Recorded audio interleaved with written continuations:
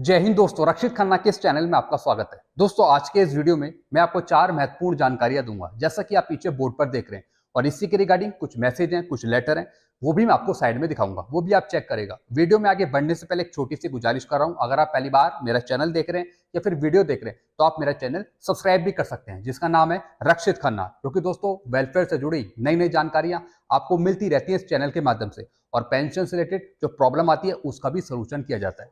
चलते हैं दोस्तों पहली जानकारी की तरफ। स्पर्श ने दुखी किया पेंशनर को। OROP 2 की किस्तों के लिए 2 बार नॉट पे सर्टिफिकेट दिया, लेकिन स्पर्श ने किया मना और कंप्लेन क्लोज कर दी। अब डालेंगे RTI। जी हाँ दोस्तों, स्पर्श ने पेंशनर को या फिर फैमिली पेंशनर को दुखी करके रख दिया है। यानी इतनी बार आपने नॉट पे सर्टिफिकेट दिया है स्पर्श को CPPC बैंक से बनवाकर, लेकिन तब भी स्पर्श आपको भुगतान नहीं कर रहा, चाहे वो 568 का एरियर हो, चाहे वो OROP 2 का एरियर हो। तो दोस्तों, ऐसी एक पेंशनर थे जिन्होंने नॉट पे सर्टिफिकेट 2 बार भेजा।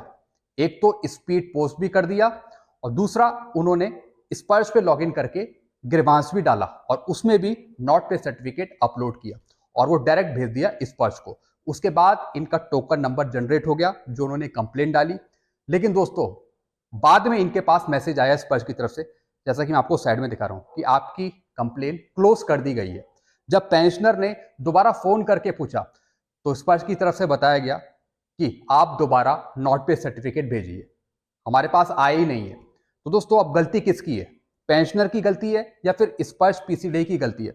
पेंशनर ने तो 2 बार नॉट पे सर्टिफिकेट भेजा, यानी 2 से 3 महीने पहले, और दोस्तों बिना कुछ हल किए समस्या उनकी कंप्लेन क्लोज कर दी।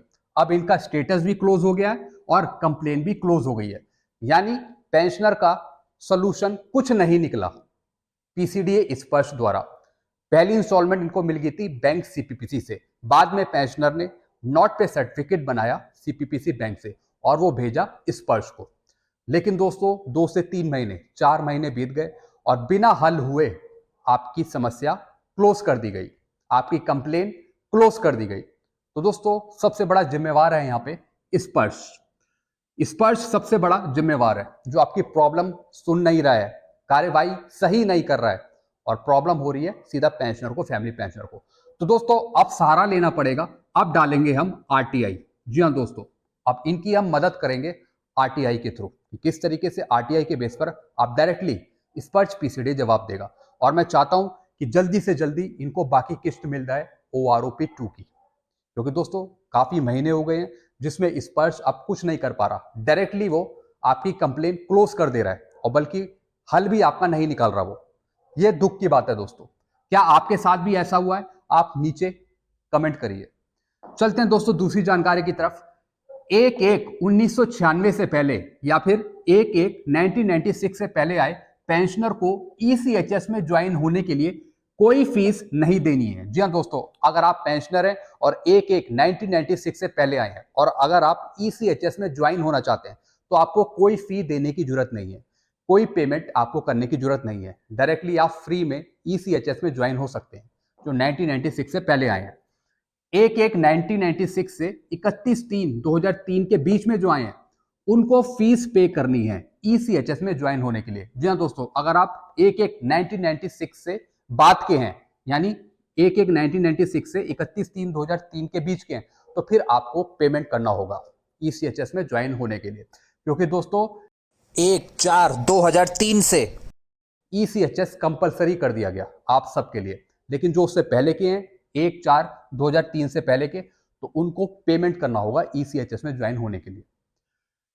चलते हैं दोस्तों अगली जानकारी की तरफ। वित्तीय वर्ष समाप्त होने वाला है 2 से 3 दिन बाद, अप्रैल से होंगे बदलाव। जैसा आपको पता है, मार्च खत्म होने वाला है, 2 से 3 दिन बाद आपका 1 अप्रैल शुरू हो जाएगा। तो दोस्तों, भारत सरकार ने कुछ नियम बदलाव करे हैं 1 अप्रैल से, तो फटाफट उन नियम को जान लेते हैं क्या क्या होगा। सबसे पहला, पैन नंबर हो जाएगा रद्द अगर आधार से लिंक नहीं है। जैसा आपको पता है, भारत सरकार ने पहले डेट बढ़ाई थी, डेट एक्सटेंड करी थी कि अगर आपका पैन कार्ड नंबर आधार से लिंक नहीं है तो आप करा लीजिए। लेकिन अगर आपने अभी तक नहीं कराया तो दोस्तों 1 अप्रैल से जो आपका पैन नंबर है वो बंद हो सकता है अगर वो आधार से लिंक नहीं है। फिर दूसरी जानकारी क्या है, क्रेडिट कार्ड रूल्स में बदलाव होगा। अगर आपके पास क्रेडिट कार्ड है चाहे किसी भी बैंक का, तो उसमें बदलाव हो सकते हैं। तो दोस्तों जिनके पास एसबीआई का क्रेडिट कार्ड है तो उसमें रेंट की पेमेंट करने पर कोई रिवार्ड पॉइंट नहीं मिलेगा। जो पहले रिवार्ड पॉइंट मिलते थे अब आपको वो नहीं मिलेंगे। ये तो बात हुई एसबीआई के होल्डर की, जिनके पास एसबीआई का क्रेडिट कार्ड है। बाकी अगर दूसरे बैंक का आपके पास क्रेडिट कार्ड है तो दोस्तों उसके भी रिवार्ड पॉइंट नहीं मिलेंगे और उसके नियम लागू होंगे 15 अप्रैल से। अगर एसबीआई के क्रेडिट कार्ड को छोड़कर अगर आपके पास किसी दूसरे बैंक का क्रेडिट कार्ड है तो उसके नियम अप्लाई होंगे 15 अप्रैल से। और जो एसबीआई के कार्ड होल्डर है, क्रेडिट कार्ड होल्डर, उनके लिए अप्लाई होगा नियम 1 अप्रैल से। चलते हैं दोस्तों अगली जानकारी की तरफ। एनपीएस में 2 फैक्टर ऑथेंटिकेशन, जैसा आपको पता है अगर आप एनपीएस में एनरोल हैं, जो जॉब कर रहे हैं, जो एनपीएस के बंदे यूजर नेम पासवर्ड डालते हैं वो तब वो लॉगिन कर पाते हैं। लेकिन दोस्तों स्पर्श की तरह अब एनपीएस भी 2 फैक्टर ऑथेंटिकेशन करेगा।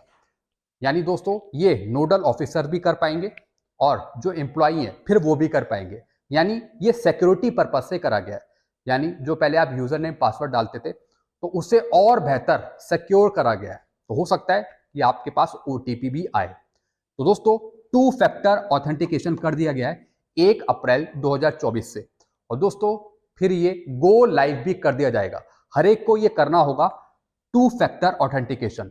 जी हाँ दोस्तों, चलते हैं दोस्तों अगली जानकारी की तरफ। फिर दोस्तों एलपीजी सिलेंडर के जो दाम है उसमें बदलाव होंगे। उसके जो दाम है उसमें भी चेंजेस हो सकते हैं 1 अप्रैल से। फिर दोस्तों ईपीएफओ में जारी होगा नया नियम। जो ईपीएफओ के कर्मचारी है, एम्प्लॉई है, उनके नियम भी चेंज होंगे। जैसे दोस्तों कर्मचारियों द्वारा नौकरी छोड़ने या फिर दूसरी नौकरी बदलने पर उनका जो पुराना पीएफ है वो खुद ही ऑटो मोड में ट्रांसफर हो जाएगा। पहले जो एम्प्लॉय था वो खुद ट्रांसफर कर पाता था जो भी उसका अमाउंट था, लेकिन दोस्तों अब वो खुद ऑटो मोड में ट्रांसफर होगा। यानी खुद ही उसमें ट्रांसफर का सिलेक्शन लग जाएगा। चलते हैं दोस्तों आखिरी इंफॉर्मेशन की तरफ। दोस्तों ये तो बात हुई 1 अप्रैल से जो नियम चेंज होंगे, लेकिन मैं पूर्व सैनिकों के लिए एक अपील करना चाहता हूं केंद्र सरकार से।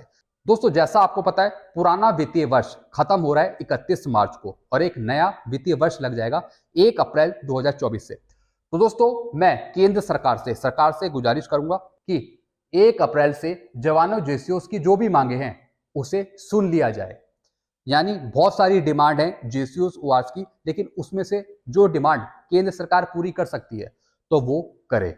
1 अप्रैल से कुछ तो नया करे सरकार ओआरएस जेसीओस के लिए। मैं ऐसी प्रार्थना करता हूं केंद्र सरकार से। बाकी सरकार पे डिपेंड है कि वो क्या करना चाहती है, लेकिन मैं चाहता हूं कि 1 अप्रैल से कुछ तो अच्छा हो ओआरएस जेसीओस के पक्ष में। केंद्र सरकार की तरफ से जो मांगे गई हैं उसमें कुछ सुनी जाए बातें 1 अप्रैल से, क्योंकि दोस्तों नया वित्तीय वर्ष लग जाएगा तो हम चाहते हैं कि कुछ ओआरएस जेसीओस के पक्ष में आए। तो दोस्तों ये कुछ जानकारियां थी जो मैंने आपको समझाई। आई होप सारी जानकारी आप अच्छे से समझ ही होंगे। तो दोस्तों तमाम जानकारियां पाने के लिए आप इस चैनल को सब्सक्राइब भी कर सकते हैं जिसका नाम है Rakshit Khanna. Thank you so much.